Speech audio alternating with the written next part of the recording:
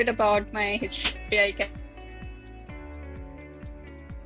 Brought up in Abu Dhabi and went to a CBSE Indian school growing up, and then moved to the US for my undergraduate degree in computer engineering. And kind of during from a small town in Bihar called Samastipur. So during my childhood growing up, we would travel a lot to our town, and the kind of the socio-economic disparities were always something that was always very concerning for me, something that kind of stuck with me throughout. Um, and a lot of my family members were also lawyers, teachers, so working kind of in the social sector and the education sector. Some were social workers. So there was a lot of conversations and experiences that I had through them in terms of volunteering and kind of learning about what it means to be trying to address social inequities in different ways.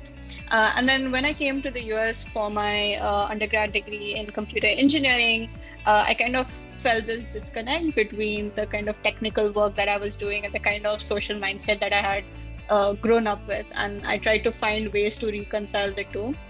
And that kind of led me to do a lot more field work in the healthcare space and the education space. I found a professor at Georgia Tech who was doing research in international development and technology design. I started working with her. And then I kind of reached this point where I am now, where I've started a nonprofit organization called MakerGhat that focuses on bringing hands-on STEM education to underserved communities, to underserved schools in India, in different parts of India, and then also currently wrapping up my PhD in the human-centered computing program at Georgia Tech, where I'm also studying the links between technology design, gender, and global health, and how technology can play a role in addressing inequities in these spaces. Yeah. So a lot of my work looks at frontline health workers working in underserved parts of India. So a lot of my work has involved field work in parts of Delhi with health workers who are providing maternal and child care in their communities, and understanding how they're using technology in their work and how technology could be better supporting their workflows. So that entails a lot of data collection work that they do to capture different kinds of demographic information as well as health conditions in their communities, and then using that data to provide more targeted information and interventions to the communities where most support is needed. So a lot of my work kind of straddles that space around data work, data science in the global health field. And these are workers who are women. These are like the interventions that are being delivered are to women, largely from underprivileged backgrounds. So that's where a lot of the gender aspect comes in, because a lot of this work is underpaid, is not very well supported, not very well recognized. So that impacts the quality of the work and the quality of the care that they're able to get in these contexts. Yeah, so it's not data collection. They are already doing data collection of different forms. So we leverage those tools that they're already using. And mostly it's like mobile data collection that they do. The intervention side is more on what is done with the data once it's collected. So what we're doing right now, and we have designed a few different kinds of interventions in the space, but one of the things we're doing right now is using WhatsApp kind of, like I hesitate to call it chatbot, but essentially it's like an automated bot on WhatsApp that uses the data that the health worker is collecting to tell them like what are the tasks that are due this week, where are the pregnancies in their areas, how they can organize their work so that they can kind of reduce some of the time that they have to spend in travel between households, what are the immunizations that are due. So a lot of the work involves calculations of like just due dates and immunization dates and so forth. So automating and simplifying some of those processes with the data that they're already collecting. That's one of the studies we're doing right now, because a lot of the data, like currently the health workers don't know where it goes. It's kind of like they have their own registers and notebooks in which they capture data, or they might be collecting data on an app that's mandated by the government, but they frequently don't really use it beyond that. So part of the process of the research that we're also doing is doing design workshops with the health workers to see if there are ways in which they would like to use the data differently, or if there are ways that we can reconcile the ways they think data is useful and should be captured with how other health authorities would find it useful. And overall kind of trying to reduce partly redundancies in the healthcare system, but also empowering health workers and upgrading their data literacies, because this is something that they are interested in doing. They just in the current roles they're kind of limited in terms of the literacies that they can upgrade. Right. Yeah. So I actually started out not knowing what I want to do. Like I think most people start out, and I just knew I wanted to do something in the social space and something ideally relating to my degree as well. And my advisor, Georgia Tech, what she recommended was to just go do field work. Like first thing, just understand a context that's of interest to you, understand what's going on, and then let's kind of talk about what can be done in that space. So what I did is that I went to Delhi, where my family has a home, and literally started doing field work in some of the clinics and the government dispensaries that were in that area. And kind of one thing to another there, where I started kind of talking to doctors and patients, and then that brought me to ASHA workers who were doing a lot more community outreach and really understood community problems very deeply. And as I kind of built the relationship with them over time, I started to see these different kinds of technologies that they were starting to use. So like when I started my research, so it's like back in 2016 when they had like basic feature phones, like your button phone, and then slowly like the next year I went, like many of them had smartphones, and again when I went in, they had the internet, that they were using data apps, and their digital literacies and the technologies they were using continued to upgrade. So my research kind of followed the trajectory of what these health workers are doing and what the digital ecosystem and the healthcare ecosystem was kind of evolving to become. And that kind of started to help me narrow down the questions that I was interested in, the kinds of technologies I was interested in, and kind of brought me to the place that I am at right now. Yeah, I mean, so a lot of kind of the time when that realization happened was when I was doing field work with the health workers. So there was this so as part of what these ASHA workers do, they go door to door, right? And they're collecting data, they're providing healthcare, they're providing other kinds of health services in the process. And my role really was to tag along with them and really follow them and kind of understand what are the conversations they're having, understand the kind of data they're capturing, what are these conversations leading to, and how they're leading to the kinds of decisions they're making in terms of the care to provide.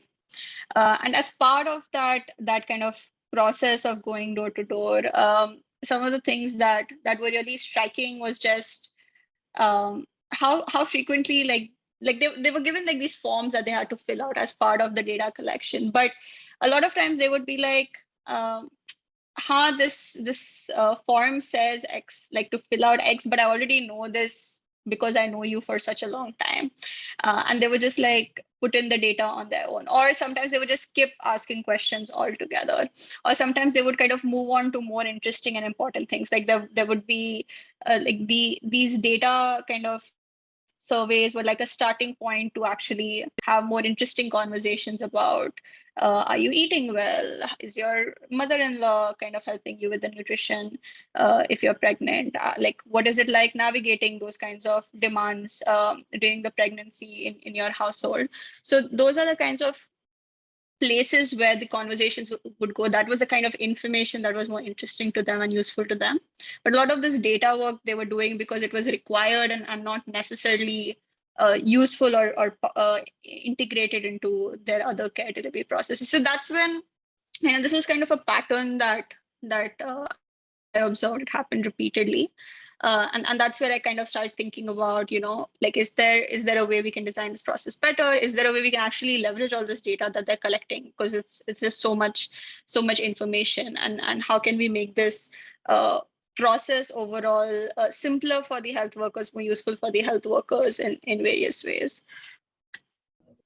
Yeah, so there isn't too much scope to change the forms themselves. So a lot of these were based on like the requirements from the World Health Organization, and those kind of filter down all the way to the local level.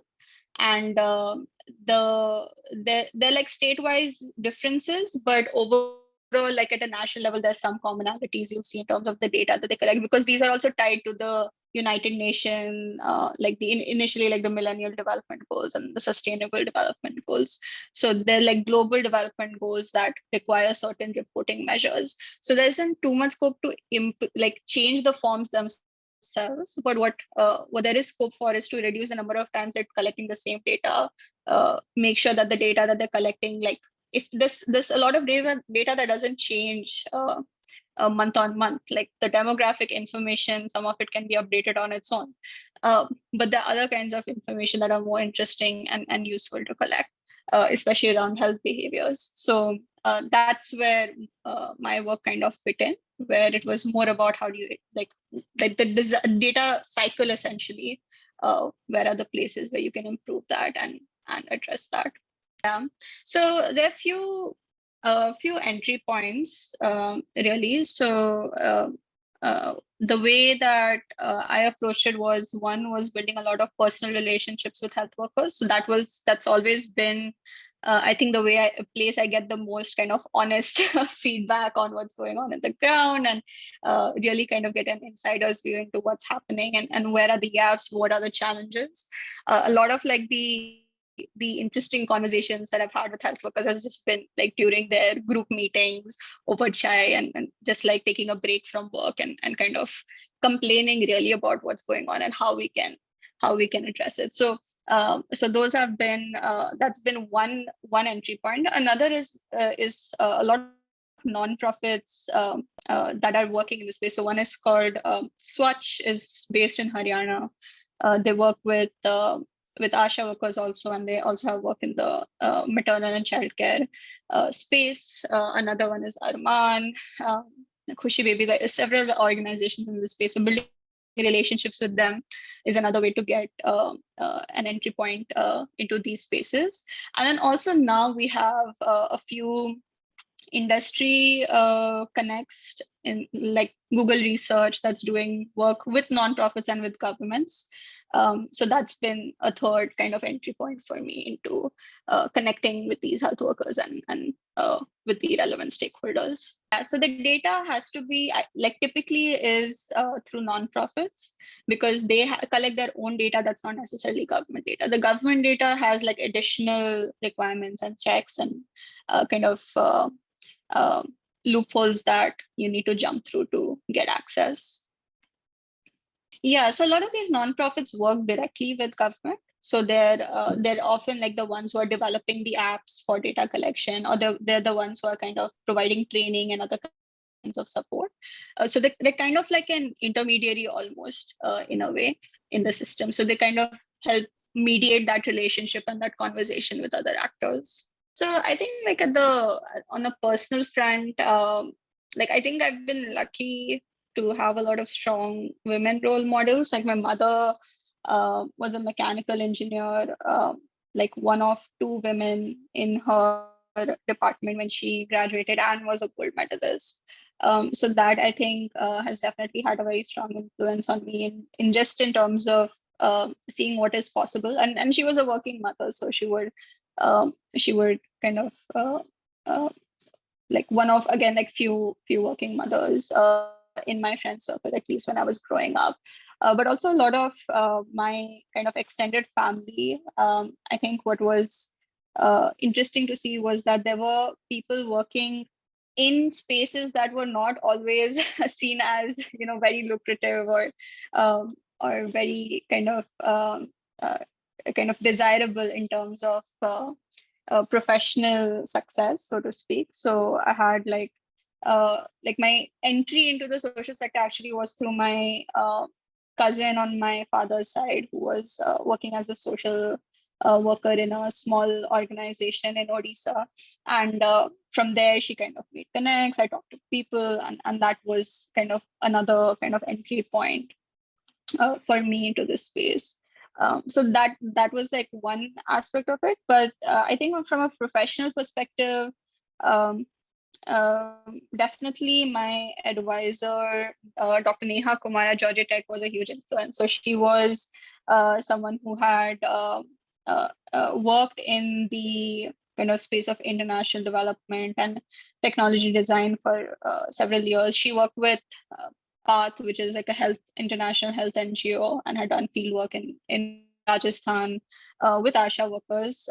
And this was so several years before this was like when like SMS type messaging was even more popular. I think that's like the early days of that kind of work. A lot of mobile video dissemination and that kind of work happening at the time. So she really kind of helped shape that whole field. So she was a huge influence for sure. There are few more, especially women actually, but like I guess I'll stop there. So I think the biggest, I wouldn't call it failure exactly, but kind of disappointment and struggle was really during the pandemic, I would say, because a lot of the work that I was doing during my PhD, also through MakerGhat, had paused because we just had to kind of restock, take stock of what was going on, make sense of just like what it meant for travel, for field work, what this meant for activities on the ground. So I think that was a long period of reflection, partly for me in terms of what is it that I'm trying to achieve with the work I'm doing. What is it that I can do given these kinds of constraints, and then kind of pivoting and figuring out where I could continue to support also like existing like pandemic efforts, right? So a lot of, I think like everything during that time was kind of focused on survival and just like making sure people get through the day to day. So a lot of my effort kind of also focused on that, both in my research and through MakerGhat.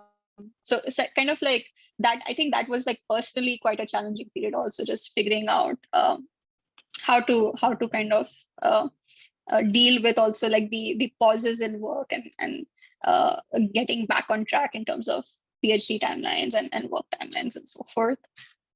Yeah, so MakerCart is not linked necessarily to the health space. It's an independent program, and that's focused more on partly on kind of issues of representation. That a lot of the work in the tech sector and like in entrepreneurship in general in India is very, I would say, very male dominant, and you're kind of seeing the same ideas coming in from the same urban centers, right? So a lot of part of what MakerGhat hopes to do is diversify the places where the innovation is coming from, the kinds of innovations that are coming, and especially driving the use of these tools that are sometimes like very kind of focused um, on kind of making money.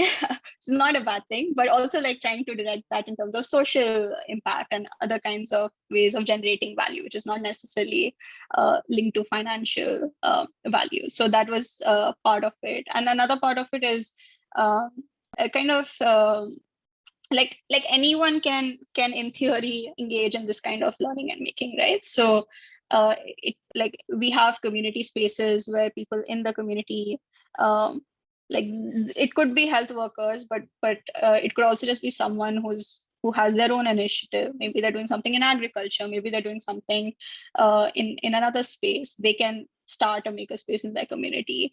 And then in schools for sure, because they have space, they have you can get time on the calendar. That's another space where it's easy to engage in these kinds of activities. Yeah, so right now we're doing programs with around 300 or so school and community spaces. Some of them are like very kind of rural village spaces in collaboration with Agastya Foundation and CMCA in Andhra Pradesh and Karnataka. Some of these are government schools in Tamil Nadu with Lend a Hand India, and in Andhra Pradesh with the government, with the state government, like a collaboration of other organizations as well. Yeah, so part of it is the education pedagogy, the program design, and I think like fundamentally a lot of the programs so far they haven't had scope to really explore more. Like a lot of focus has been on foundational literacies and numeracies, or it's been focused on livelihoods. Rarely is there scope for more creative thinking and innovation and kind of more open-ended divergent thinking. So that's the kind of space that MakerGhat sits in, where we offer content, infrastructure, and training, and how do you build that kind of mindset and build that kind of culture in the space that you have, um, to kind of enable that kind of making and thinking. Yeah, so I think that like three ways that I've been thinking about how to pay it forward. So one is in terms of more systemic change, which is where I think MakerGhat is one of the initiatives there, where like how can you address equity at a more fundamental level. Another aspect is in the healthcare space, thinking about health worker advocacy. So, a lot of the work I do is also kind of raising the concerns that health workers have in forums about digital health and technology for healthcare. Kind of raising also kind of related issues that they have around pay and the pay for the data work and other kinds of work that they do. So on the advocacy side, is one aspect of it. And the third aspect is more kind of personal mentorship. Like I think I personally have benefited from a lot of mentorship over my journey. So I frequently actually like I'm always mentoring a few young people and kind of helping them on their own personal journeys, whether it's in the tech sector or in the social sector, especially if they come from like if they're women and girls, and if they come from like a not well recognized college and might not have access to quite the same opportunities that I had. Like from a more material level, I think the nice thing is that the place I live in, like they encourage you, like they make it really easy to recycle, use paper bags, all of that. So I think that's like one aspect of it. But the other kind of thing I've been trying to do is track my consumption. And that's also because it's about technology and development. We have people working on sustainable development and data and tracking and all of that as well. So I've been increasingly tracking my consumption of like water, electricity, etc., and trying to reduce that. So yeah, trying to do what I can. I guess trust in the process. Like I think as long as you have conviction in the kind of values and goals you want to achieve for yourself, like your like the people and the work you're doing will take you where you need to be.